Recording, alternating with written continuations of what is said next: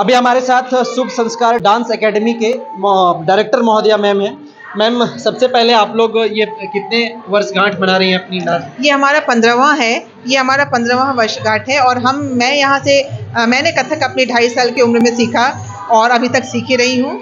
और ये चूँकि 14 तारीख हमने डेट चुना, ये महालया है और विशेष तिथि है जब माँ का आगमन होता है। तो किसी भी शुभ कार्य को, और कोरोना के बाद हुआ ये, तो इसलिए हमने इसको इस तरीके से स्थिति में रखा और ईश्वर का ऐसा आशीर्वाद हुआ कि 5 साल से लेके 75 साल ये सारे बच्चे आए हुए हैं। और आज एक मैम प्रस्तुति दे रही हैं, वो 73 इयर्स की हैं।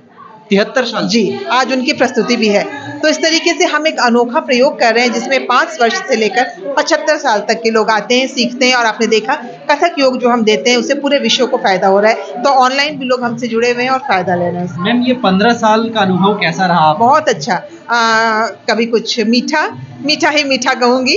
और जो खट्टा होता है अनुभव, वो आपको मीठा देने के लिए प्रेरित करता है। तो अनुभव बहुत अच्छा लगा मुझे। और जब मैं किसी को सिखाती हूँ तो मैं सोचती हूँ मैं भी सीख रही हूँ। तो ये भारत प्रख्यात आप नृत्यांगना हैं, क्या कुछ विशेष बोलेंगे? क्योंकि 15 साल आपके करियर का इस फील्ड में आप गुजार दिए, कुछ विशेष संदेश जो आपके फील्ड और जो आपके इस फील्ड में आना चाहते हैं उनके लिए? बिल्कुल, ये बहुत मेहनत का है, बहुत डेडिकेशन का फील्ड है। आप इसमें जितना डूबिएगा उतना रत्न आपको मिलेगा। तो इसमें कोई शॉर्टकट नहीं है। आप निरंतर इसके लिए प्रैक्टिस करिए। एक ना एक दिन भोले बाबा की कृपा मिलेगी, नटराज की कृपा मिलेगी। और उनकी कृपा के बिना ये कार्य आगे बढ़ना मुश्किल होता है। आगामी ये डांस एकेडमी को लेकर के आप लोग क्या-क्या कुछ कर रहे हैं? बहुत सारी चीज़ें हमने सोची। अभी हमें बाहर जाना है, विदेश का टूर हमें 18 कंट्रीज़ के लिए आया हुआ है। तो हम विदेश जा रहे हैं। विदेश में हमारे परफॉर्मेंस है, जो हमारे बड़े बच्चे हैं वो जा रहे हैं। दूरदर्शन में हमारा एक सीरीज़ आया लगातार, दिल्ली दूरदर्शन से 20 सीरीज़ आने वाले हैं। और जब बाहर जा रहे हैं तो आप सबों की दुआ के साथ जाएंगे ताकि हम विश्व में कुछ अनोखा करके आएँ। आपकी क्या मतलब मनोकामना है, क्या कुछ करना चाहते हैं इस डांस एकेडमी को लेकर के आगे? मैं झारखंड और अपने एकेडमी तो है ही, लेकिन मैं झारखंड के लिए और अपने देश के लिए करना चाहती हूँ। क्योंकि नृत्य जो है ना, योग का समन्वय है। और नृत्य आप तब तक नहीं कर पाइएगा जब तक आप बौद्धिक और शारीरिक रूप से सक्षम नहीं है। तो बुद्धि भी होनी चाहिए, शारीरिक बल भी होना चाहिए, तभी आप आगे बढ़ सकते हैं। और मेरा अनुरोध है सभी गार्जियन से कि पढ़ाई और उसको बैलेंस करें। क्योंकि मैं एक जर्नलिस्ट हूँ और मैंने लिंग्विस्टिक्स में एमए किया है बनारस से। तो पढ़ाई को भी मैं बहुत जगह, मैं एक विजिटिंग प्रोफेसर हूँ जहाँ पे मैं अपनी पढ़ाई के माध्यम से जर्नलिज्म पढ़ाती हूँ और साहित्य पढ़ाती हूँ। तो तीनों का समावेश आपको एक अनोखा व्यक्तित्व देता है। मैम, बहुत सारे गार्जियंस का ये मानना होता है कि नृत्य एक ऐसा फील्ड है जिसमें लोग सोचते और कतराते और शर्माते हैं। उन सभी गार्जियंस के लिए और उन सभी बच्चों के लिए क्या कहना चाहिए? पहले नृत्य की परिभाषा को समझना पड़ेगा कि नृत्य कहाँ है। जब आदि योगी मतलब नटराज से जिसकी उत्पत्ति हुई है, फिर कतराना क्यों?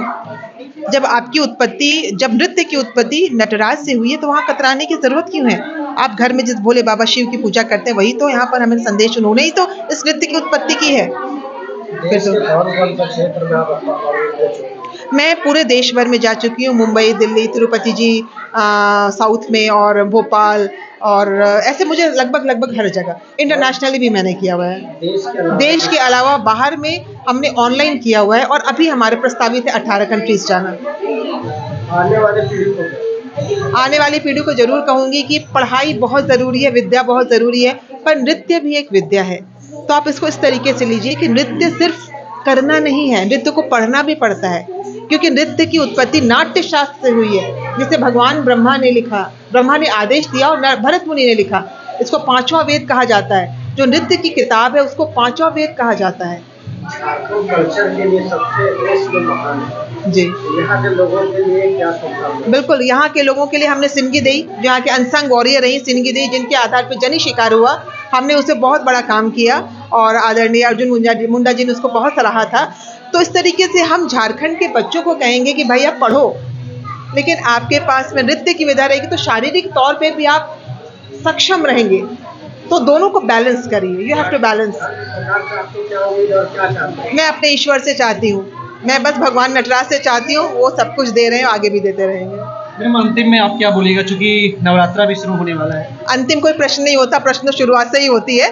तो मैं ये कहना चाहूँगी कि नवरात्रि में माँ, मैं एक श्लोक कहना चाहूँगी, या देवी सर्वभूतेषु शक्ति रूपेण संस्थिता नमस्तस्यै नमस्तस्यै नमस्तस्यै नमो नमः या देवी सर्वभूतेषु मातृरूपेण संस्थिता नमस्तस्यै नमस्तस्यै नमस्तस्यै नमो नमः। हे माँ, आप शक्ति के रूप में सबके अंदर विराजिए और मातृ स्वरूप में सबकी रक्षा करिए, सहायता करिए। आज मेरी विशेष प्रार्थना माँ से पूरे झारखंड वासियों के लिए और पूरे देश के लोगों के लिए, पूरे भारतवर्ष के लिए। बहुत बहुत धन्यवाद मैम। बहुत बहुत धन्यवाद। बाकी आप क्या सोचते हैं डायरेक्टर महोदया मैम के बारे में? अपनी प्रतिक्रिया राय जरूर रखें। जोहार, नमस्कार।